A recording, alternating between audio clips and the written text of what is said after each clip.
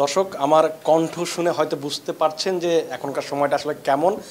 Bangladesh south আফ্রিকার বিপক্ষে ম্যাচটা হেরে গেছে, তারপর একজন বাংলাদেশি সমর্থক হিসেবে কেমন পরিস্থিতি হওয়ার কথা বা কেমন লাগার কথা, কেমন অনুভূতি হওয়ার কথা সেটা নিশ্চিতভাবে আপনারা নিজেরাও বুঝতে পারছেন। আমরা হয়তো সাংবাদিক, ক্রিকেট নিয়ে কাজ করি, খেলাধুলা নিয়ে কাজ করি, কিন্তু আমরাও যখন আসলে বাংলাদেশের খেলা দেখি আমাদের আসলে সেই আবেগটা কাজ করে, আমাদের সেই ইমোশনটা আসলে অনুভূত হয় আসলে।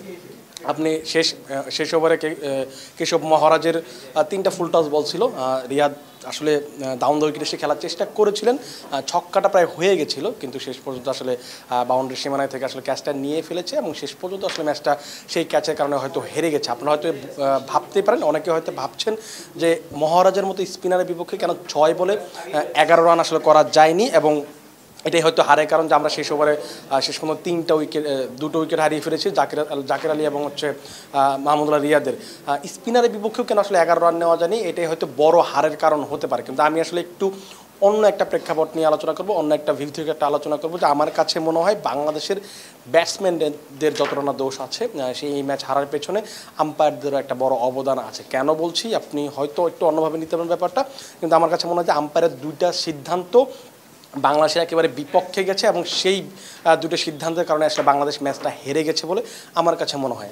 আমি শুরুটা করতে চাই, যেটা হচ্ছে ওটনিয়েল বার্টম্যানের বিপক্ষে একটু লেগ সাইডে বল ছিল, সেটা ফ্লিক করতে চেয়েছিলেন মাহমুদুল্লাহ রিয়াদ, তার পায়ে লাগে এবং সেটা লাগার পর বাউন্ডারি সীমানা পার হয়ে যায় বলটা, নিশ্চিতভাবেই 4 হওয়ার কথা ছিল। কিন্তু যখন বার্টম্যান আবেদন করলেন তখন আম্পায়ার আউট দিয়ে দিলেন, কিন্তু রিভিউ নেওয়ার পর দেখা গেল যে বলটা আসলে আউটসাইড লেগ ছিল, মানে হচ্ছে লেগ সাইড দিয়ে বের হয়ে যেতে পারতো।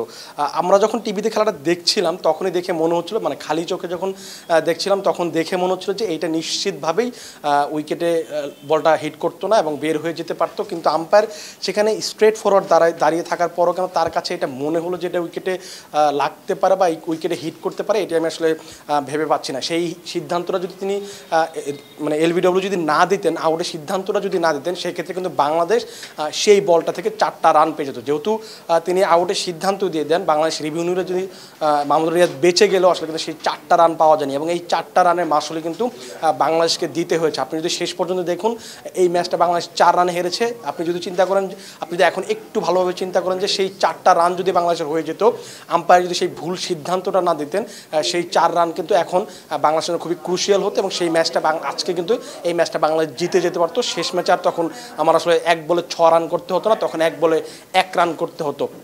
এটা কিন্তু একটা ক্রুশিয়াল একটা পরিস্থিতি তৈরি করেছে। আরও একটা সিদ্ধান্ত আমার কাছে মনে হয় যে বাংলাদেশের এগেনস্টে গেছে, সেটা হচ্ছে কাগিসো রাবাদার একটা দারুণ একটা বল ছিল, কিন্তু সেই বলটা যখন তাহিদ হৃদয় খেললেন সেটা দেখে মনে হচ্ছিল যে স্ট্যাম্পের উপর দিয়ে হয়তো চলে যাবে, কিন্তু এটা সবার কাছেই মনে হচ্ছিল। আমরা আসলে অবাকই হচ্ছিলাম যে তারপরও কেন তিনি এই সিদ্ধান্তটা নিলেন, আম্পায়ার কেন আসলে এলবিডব্লিউ সিদ্ধান্ত নিলেন, সেটা আসলে অবিশ্বাস্য ব্যাপার। আর মাহমুদুল্লাহ রিয়াদের সঙ্গে কথা বললেন তাহিদ হৃদয়, তিনি রিভিউ নিলেন, কিন্তু টিভি রিপ্লেতে দেখা গেল যে এটা আসলে একেবারে অল্প একটু ছুঁয়ে গেছে, যেটা হচ্ছে আম্পায়ার্স কলের কারণে শেষ পর্যন্ত তিনি আউট হয়েছেন। তিনি যদি আউট না দিতেন এটা কিন্তু আম্পায়ার্স কলে বেঁচে যেতেন এবং তিনি কিন্তু তাহিদ হৃদয় কিন্তু আউট হতেন না। তাহিদ হৃদয় কিন্তু মাহমুদুল্লাহ রিয়াদের সঙ্গে দারুণ ব্যাটিং করছিলেন। বাংলাদেশ যখন 50 রানে 4 উইকেট হারিয়ে ফেলে, তারপর কিন্তু তারা যে দুজন যে ভালো একটা জুটি গড়েছিলেন, সেই জুটির কারণে কিন্তু বাংলাদেশ একটা সময় জয়ের খুব কাছে চলে যায় এবং তারা হয়তো আমরা হয়তো ভেবেই নিয়েছিলাম বা সবাই আসলে ভেবেই নিয়েছিল যে তাদের দুজনের জুটি দিয়ে আসলে বাংলাদেশ আজকে ম্যাচটা জিতে যাবে, সেটাই আসলে সবার প্রত্যাশা ছিল। কিন্তু আম্পায়ারের এই যে দুটা কল বাংলাদেশকে আসলে অনেকটা পেছনে ফেলে দিয়েছে, বাংলাদেশের হারের অন্যতম কারণ বলে মনে হয়। আরও একটা জিনিস, এই ম্যাচে বাংলাদেশে হেরে গেলেও এখনও কিন্তু আসলে বাংলাদেশের সুপার 8-এর ইকুয়েশনগুলি অনেকটা সহজ। আপনি যদি শেষ দুটো ম্যাচে নেপাল এবং নেদারল্যান্ডসকে হারাতে পারেন তাহলে কিন্তু অনায়াসে যেতে পারবেন। এই ম্যাচটা হারলেও আমার কাছে মনে হয় বাংলাদেশ যেভাবে ক্রিকেটটা খেলেছে, আপনি সাউথ আফ্রিকার বিপক্ষে হয়তো বাংলাদেশের একেবারে 99% মানুষ ধরে নিয়েছিল যে সাউথ আফ্রিকার বিপক্ষে আমরা হেরেই যাবো, এখানে আসলে জয়ের কোনো সম্ভাবনা নেই, কারণ সাউথ আফ্রিকার যে ধরনের প্রতিপক্ষ, তাদের যে ধরনের ব্যাটসম্যান কিংবা বোলার আছে, তাদের বিপক্ষে বাংলাদেশের লড়াই করাটাই আসলে সবচেয়ে বড় পাওয়া।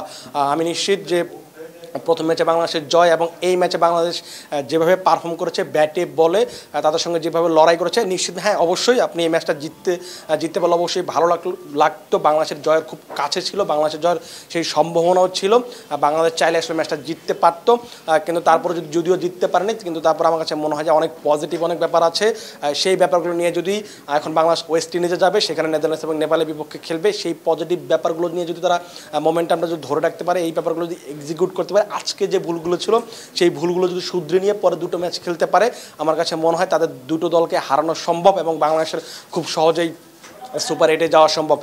বাংলাদেশের এখন আরও মাঝে 2-3টা দিন বাকি আছে, নিশ্চিতভাবে বিশ্বাস করি যে তারা এই সমস্যাগুলো যে কী কী ধরনের ভুল হয়েছে সেগুলো নিয়ে কাজ করার চেষ্টা করবে। আমরাও আসলে চেষ্টা করবো যে আসলে আপনাদের কীভাবে আসলে এখন আসলে কথা বলার মতো খুব একটা ভালো পরিস্থিতি নেই, কারণ বাংলাদেশ হেরে যাওয়া আসলে কী বলবো সেটা আসলে খুঁজে পাওয়া খুব কঠিন। আপনারা আপাতত ভালো থাকুন, সুস্থ থাকুন এবং ক্রিকফেঞ্জির সাথেই থাকুন।